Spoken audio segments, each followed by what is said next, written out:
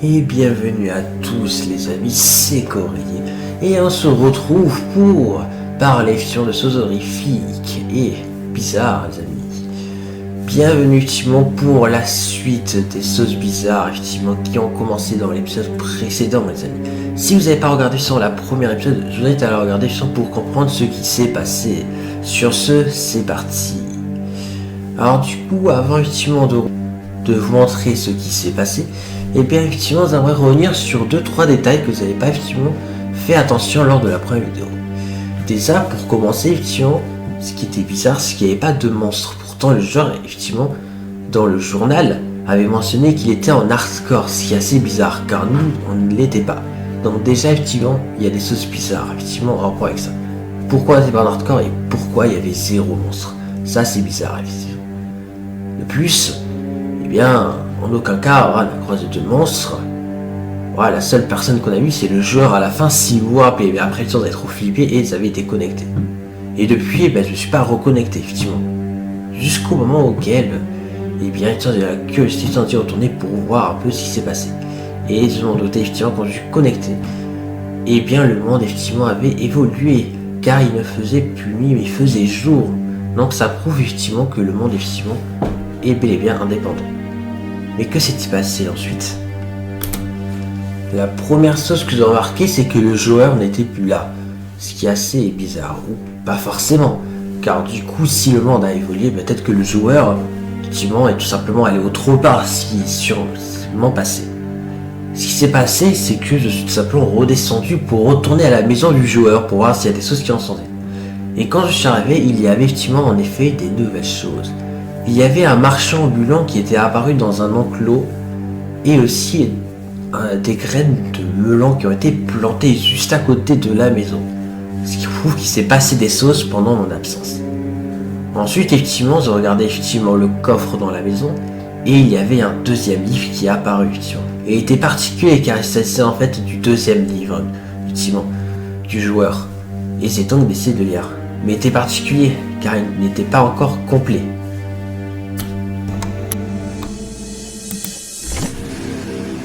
J'ai voulu pêcher d'autres poissons, mais j'ai pas pu, mais pas grave. J'ai cru entendre des bruits bizarres la nuit dernière quand je faisais mes crafts. J'ai trouvé un marchand ambulant, j'ai tué ses lamas pour avoir les laisses. Puis j'ai enfermé le marchand dans un enclos pour lui acheter des graines de pastèque. Je suis allé en mine pour trouver des émeraudes pour l'essence et avec le marchand.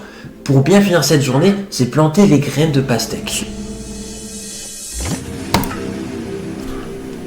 Ok, on apprend certaines choses intéressantes. Déjà pour commencer, nous explique en effet effectivement ce qui s'est passé avec le marchand ambulant. Si en soi, on l'a déjà plus ou moins deviné. Mais ce qui est assez bizarre aussi, c'est qu'effectivement, il nous a mentionné nous effectivement plus ou moins. En fait, effectivement, il a entendu des bruits bizarres pendant qu'il craftait. Et ça fait sens et c'est pour ça qu'il ne bougeait pas quand on l'avait vu dans la première vidéo, le joueur. Ce qui fait sens.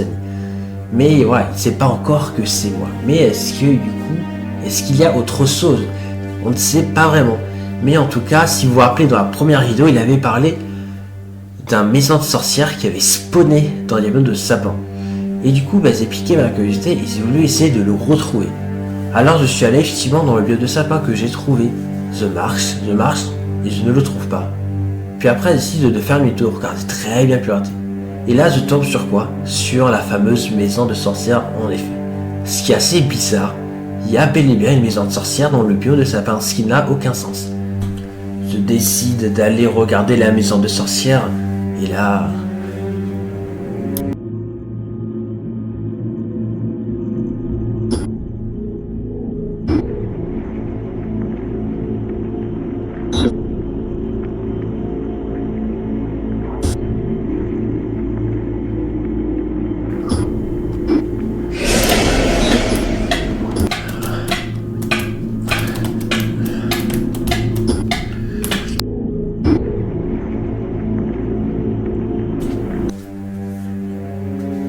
il y avait un joueur bizarre qui était derrière moi effectivement. Il était bizarre car il était effectivement en avec une tête de puissance squelette. Alors est-ce que c'est vraiment un joueur? Je ne sais pas. Est-ce une entité? Je ne sais pas trop. Mais à ce moment-là, effectivement, c'est clairement flippé et c'est déconnecté. Ce qui est assez logique. Mais aussi, il m'avait aussi balancé des potions, ce qui est aussi extrêmement flippant, effectivement.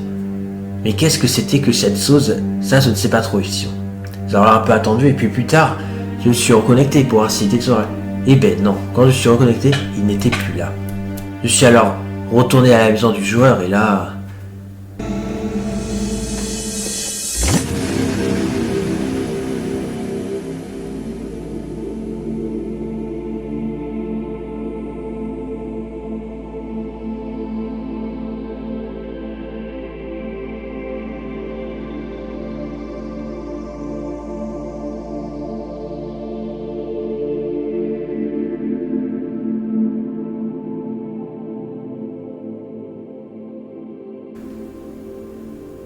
Il y avait des blocs de netherite effectivement qui encombraient sa maison effectivement, qui sont apparus comme par magie. Et après effectivement se découvrit de la redstone par terre. Je décide donc de le suivre car il forme un chemin et ça conduit effectivement à l'escalier menant à la plateforme du joueur. Je décide alors de la grimper et là...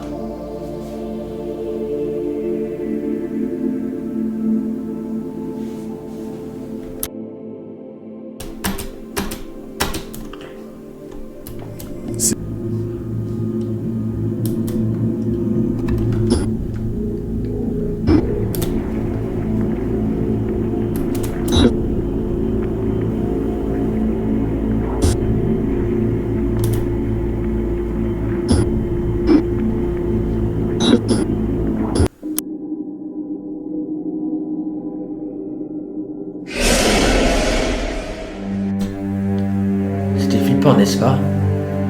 Oh que oui, effectivement, c'est clairement flippé, effectivement. Surtout, effectivement, que le jeu a complètement craché, effectivement, je ne pouvais rien faire. Et puis après, effectivement, ce qui s'est passé, c'est qu'effectivement, quand je suis retourné dans la liste des savants, le monde n'était plus là. Il avait disparu. Et impossible de le trouver, effectivement, c'est consisté. Voilà, mais comment est-ce possible? Ça, je ne sais pas vraiment. Mais il y a des petites théories qu'on peut effectivement former. Déjà, la tête de squelette qui est par terre est celui du joueur. Si c'est le cas, alors peut-être que ça peut expliquer pourquoi il ne se retrouve pas le monde. Il fait que quand on meurt dans une histoire hardcore, le monde disparaît. Donc est-ce que c'est le joueur qui est mort? Ça, je ne sais pas. Mais ce qui était bizarre, c'est que le monde est encore là après qu'il meurt. Après, c'est assez bizarre quand même. On ne peut pas en conclure une véritable théorie pour l'instant. Mais tout ça est quand même assez bizarre. J'invite aussi à proposer vos théories aussi en commentaire pour essayer de percer le mystère. Sur ce, pour l'instant, effectivement, on n'a pas d'autres pistes. Donc, est-ce que il y aura d'autres indices? Est-ce qu'il y aura d'autres signes qui ressurgiront plus tard? Ça, on ne sait pas vraiment. Sur ce, j'espère que vous aurez apprécié ce deuxième épisode. Et n'oubliez pas, aussi surtout, que les entités peuvent effectivement être effectivement sous votre dos sans même le savoir. Et qui peuvent aussi nous prendre par surprise. Sur ce, à très bientôt.